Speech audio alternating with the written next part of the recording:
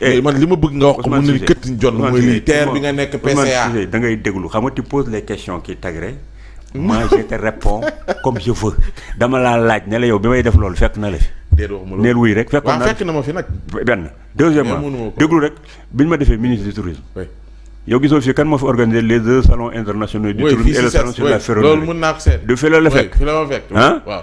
bi ma dikkee ñu yóbbu ma ci PCA wu terre bi. Je ne suis pas le directeur de la SENTER ni de la SETER. Man, on m'a mis au niveau d'un conseil d'administration, may vérifier la gestion du DG, ak itam di vérifier ak di préparer les financements pour que ma jël terre bi yóbbu ko à l'intérieur du Sénégal et ne pas m'arrêter à AIBD. Les fonctionnaires sénégalais yi nga xam yépp ay administrateurs civils lañu jóge ci ministère yi ay directeurs de cabinet ñoo nekkoon suma kii. nañu dem les nouvelles autorités. xam nga le président d'un conseil d'administration xam fa lañ koy jugé. ci mooy PV yam fay bàyyi. justement gis nga PV yooyu. ku fa dem. di nga fekk sama position en tant que républicain en tant qu'homme d'État et qui contrôle sa direction. et qui donne son point de vue. et qui dit quoi? Est-ce que tu sais une fois. am na yoo doute waaw déglul. moi j'ai demandé. à ce qu'on fasse des audits. ndem si yàlla Moustapha Ba dama ko bind. ne ko je réclame un audit bind contrôle financier ne ko je réclame un audit bind président de la République ne ko dama bëgg ñu auditer Mountaga Sy. lu taxoon. APIX parce que j'avais vu des choses qui ne me convenaient pas qui étaient à dénoncer parce que j'ai dit que je suis PCA de la SENTER avant que may jël patrimoine bi nga xam ne bi la ab moo yor dama bëgg ñu kii ko ñu auditer ko booba li ma ci doon daw bañ mooy lii. parce que dama ne booy bi nationalité française la yor bu nu ne 1 2 mu daw. kana Mountaga Sy. daw na maa koy wax fii daw na laaj dem leen ngeen woo ko yow si journaliste nga. suba demal wëri ko fa mu dëkkoon nga dem seet ba xam da nga ko fa fekk. daw na te man damaa demandé woon ñu auditer ko bi ma ko auditer qu'est-ce qu'on a dit waaye si daan bon day dof lu bàyyi leen ko foofu mu toog. jàpp sama njàmbur mais man.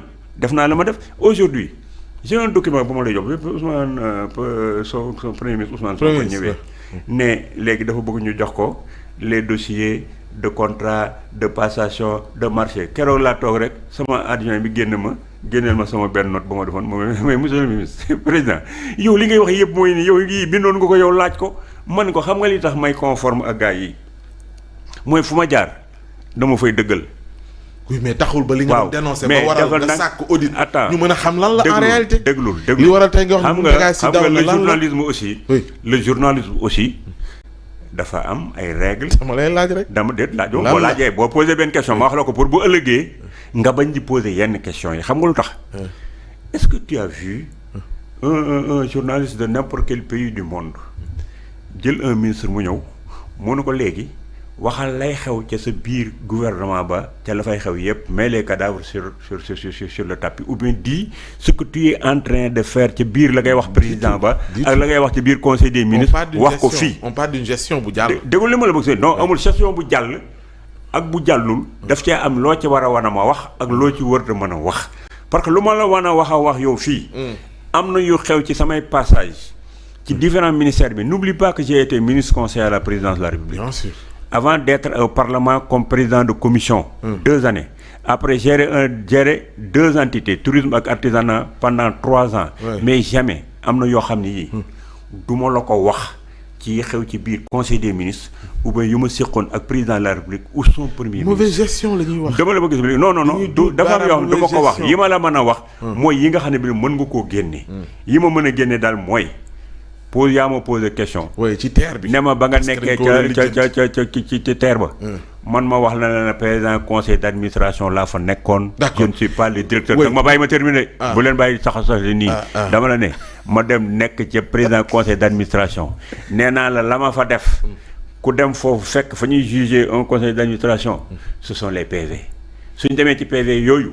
je ne courberai jamais la tête. les ministères yi ma mas a gérer. dama faa bàyyi loo xam ne dañ naan lii Thierno Lo bu mu fi ñëwee moo ko def.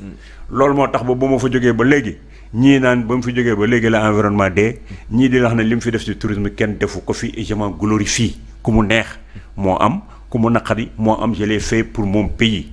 waxuma ko aussi pour di bëgg ku ma joxati ay poste parce que weesu naa fu may toogee ci jël ay poste dama koy wax di ko répéter parce que réew mi kenn mënu fee wax soo waxee ñu ni waaw xoolal kii dafa bëgg poste man poste ba ma ko bañee occupé ti c'est depuis le temps du président Abdoulaye Wade en 2012 nous sommes en 2025 muy 13 ans yoo xam ne mosuma demandé occuper poste le président Macky Sall par sa générosité une confiance qu'il a eu en moi moo tax mu jox ma poste terre bi maa ngi ànd ak moom de 2014 jusqu'en 2022 xaw ma jox ma poste ci moom te laaju ma ko moo ma forcé suivant une note bu ma ko defoon sur le terre pour ne ko léegi bu ngeen nekkul au niveau du top management du ngeen gis dara ci liy xew parce que ça c'était l'expérience de quelqu'un qui a été dans une filiale de multinationale ma gis les bureaux d'achat gis les sous-traitances ni ñu koy def di lekk xaalisu réew mi ma bind ko ci note moo tax mu yóbbu ma toog ci PCA bi il faut qu'on se respecte dans ce pays.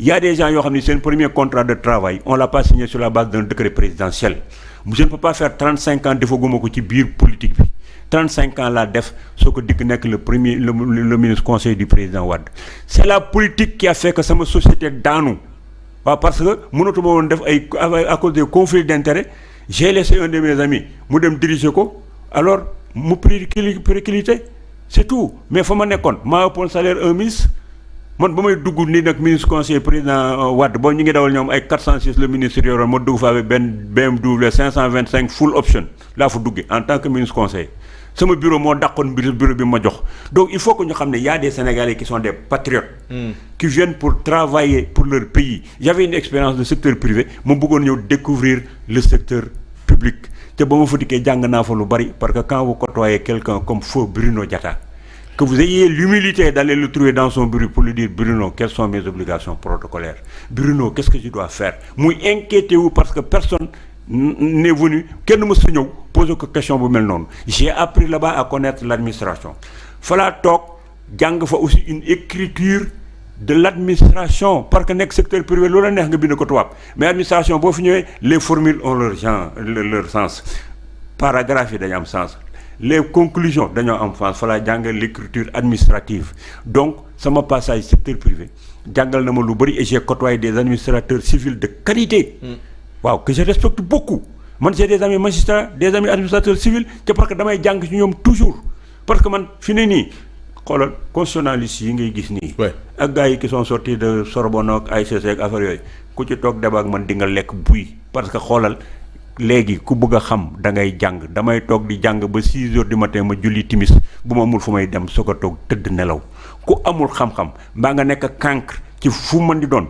yow yaa ko def sa bopp ma jël un exemple l'autre jour dama jël benn kii un gars qui est très fort en digital mën nga dama bëgg nga ñëw sama groupe bi nga xoolal ma sama xale yi nga jàngal leen le problème des algorithmes ak affaires yi yëpp ñu xool mais gis nga le gars il m'a tellement séduit parce que dafa ñëw gis booy yi commencé def nii moo xool daan ne leen day tourne daan ne leen yéen vous avez la base hein mais maintenant je ne vous apprends rien xoolal faites un clic et apprenez tout est à votre disposition su ngeen jàngul ci yéen la ça veut dire que ku nekk cancre ca jàngoo ou bien nit toog di la jàngal xam-xam ci leneen yow yaa ko def xam-xam bi c'est à notre disposition il faut avoir le temps d'apprendre il faut avoir l'humilité de regarder ce que les autres font lu fa am pertinence nga jël ko loolu ku ko def di nga dem loolu mën a feeñ ci espace public bi ci débat yi ñuy soutenir que mu doon ay débat de qualité dafay fekk si